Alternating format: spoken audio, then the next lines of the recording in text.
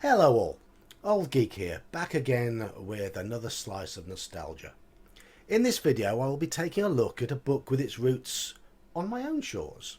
A book that was, after Deities and Demigods, only the second D&D hardback to be put together by someone other than Gary Gygax. Published in 1981, it's the Fiend Folio. Most of you will know the history of this, so I'll keep this bit brief. Here in the UK we had a gaming magazine called White Dwarf, published by Games Workshop. It originally catered for a variety of geeky games, but eventually it would become Games Workshop specific and place all its emphasis on Warhammer. But in those early days there was a fair bit of D&D in it, including a section called Fiend Factory. People would submit their own monsters to be included in this feature. The Fiend Folio is, for the most part, an extended version of that Fiend Factory. There are a few other additions, but I'll cover those later. It was TSR's second dedicated monster book for AD&D, coming 4 years after the first monster manual. And unlike that earlier book, opinions are very mixed on it. So, what do I think? And can I hide my British bias? The cover art follows the classic wraparound style of the early AD&D hardbacks and was by an artist known only as Emmanuel, which is something I giggled about as a teen because that's the name of an adult film. The artwork features a Githyanki, a new monster in this book, and I would argue that this is the classic image of this creature. It is a striking cover. The colours really make it pop on the shelf.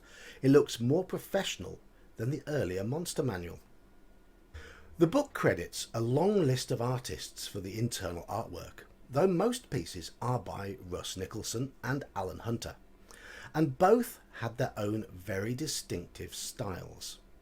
I'm not a fan of most of Hunter's work, but I generally like Nicholson's, though it can be said that his humanoid images in particular define the overall weirdness of the book. Nicholson is probably best known for his work on the Fighting Fantasy series of game books, and I would argue that his images in those books are generally superior to those in the Fiend Folio. But there are some good ones in here. He was at his best when portraying the grotesque and the horrific. His humanoids, though, often looked very samey, portrayed as excessively thin, wiry and warty, with exaggerated features, typically a severe overbite, and this led them to blending into one another. His larger images, though, were very, very good, especially this one of a crypt thing. At 128 pages, it's a slightly beefier book than the monster manual. Those extra pages are mostly taken up with revised encounter tables, which naturally include the new creatures on the tables. This is, of course, a welcome addition. In his foreword to the book, the editor Don Turnbull states that he has adhered to the same style as the monster manual in terms of presentation, and we see the familiar layout of stats along with descriptions of a similar style. Mercifully, they chose to include the creature's XP values as well, which was something I said in my review of the monster manual that was missing there. As many of the creatures are totally new here, the descriptions are often just a little bit longer, but never excessively so. So, what about those creatures? After all, that's why this book exists. Let's just say that the weirdness of some of the artwork is entirely applicable. There's incredible variety and imagination in here, and the level ranges of the new enemies is vast. Thus this book provides new challenges for parties of all abilities. But the creatures themselves lurch from the bizarre and brilliant to the insanely odd and often illogical. Where the monster manual had a pleasing consistency and familiarity about it, the Fiend Folio does not. And that, of course, is due to the origin of most of its contents, which was the minds of the various contributors. I will note now that a small proportion of the creatures were not sourced in the same manner. We have a few that had appeared in some of the earlier modules, specifically Germlane, Sverfneblin, Kuatoa, Drow Elves, Lolth herself, and the Mezzo and Nycadaemons, which had all first appeared in the G&D series. There are also a few derived from mythology, as in the Monster Manual, and these include the Bunyip, Oriental Dragons, and the Kelpie. Thus, while the individuals who are credited with their inclusion in the book may have formalised their AD&D stats, they cannot lay claim to having created them. I've heard quite a few people say that they dismissed the Fiend Folio as unnecessary. Too weird. But I do wonder if that can truly be the case when flicking through it now. Listen to these monsters. Githyanki, Mephits, Death Knights, Bullywugs, Kenku, Aarakocra, Ettercaps, Svarts, Revenants, Slard, Tabaxi. All of these made their AD&D debut in the Fiend Folio. All of them have been pretty much ever present in the game ever since.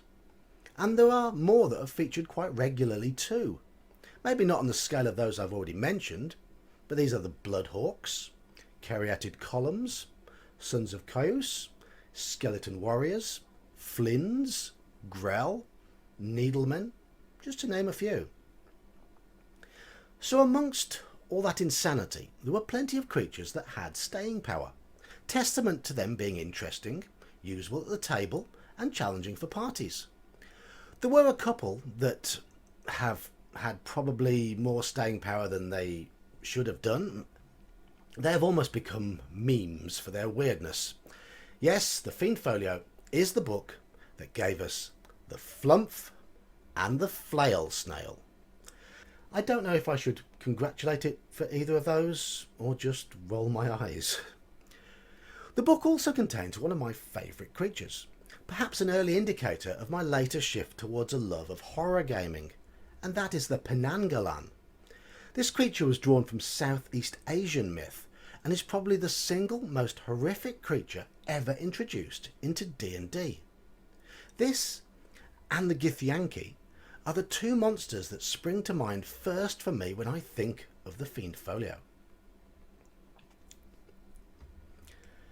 A negative aspect of the book is that it does contain very few creatures, apart from Drow, that I can imagine using as the basis of a campaign. There are also very few natural creatures that a DM would use to make a world feel grounded, because that is a necessary part of world building. Thus, many of the foes are the type that would have to be used very sparingly. So the book's detractors do have a point when they describe the Fiend Folio as unnecessary, as AD&D at its core is best typified by the three main books, the Player's Handbook, the Dungeon Master's Guide, and the Monster Manual. But new challenges are always welcome. They keep the game fresh and surprising. I've seen some people criticise some of the modules of the early 80s for using creatures in the Fiend Folio. Given that these criticisms were levelled at the excellent UK series and WG4, modules that were typically imaginative and innovative, I consider them to be nitpicking. A neat touch can be found in the index, something I never paid much attention to in my teens, but which is much more interesting to me now, and that is the list of contributors and the names of the monsters that they provided. Gygax is in there a few times, as some of his monsters first appeared in his modules, thus he gets credit. But other TSR writers are in there too. Lawrence Schick, Tom Moldvay, Gene Wells, and Graham Morris. One reoccurring name of interest too is that of Ian Livingstone, the co-founder of Games Workshop and the author of many of the Fighting Fantasy series of books. To properly assess the value of the book, it needs to be compared directly with the Monster Manual, and it's fair to say that for a DM who is building the nuts and bolts of a game world, the Monster Manual is more useful. It has the common creatures, the familiar ones, the ones that any D&D player will expect to see. And a game world needs that as a basis. But the Fiend Folio is a useful tool to add that little bit of extra flavour, whether it be weirdness or darkness. It's like seasoning. Use it sparingly to make a solid dish just that little bit more interesting. So, essential? Definitely not. Useful as a source of ideas and inspiration? Absolutely. Well, that's been me, John, the Old Geek. I hope you've enjoyed this little bit of nostalgia, and I'll see you again soon. Don't forget to click like, subscribe, and join us on the weekly Wednesday live streams if you want. See ya!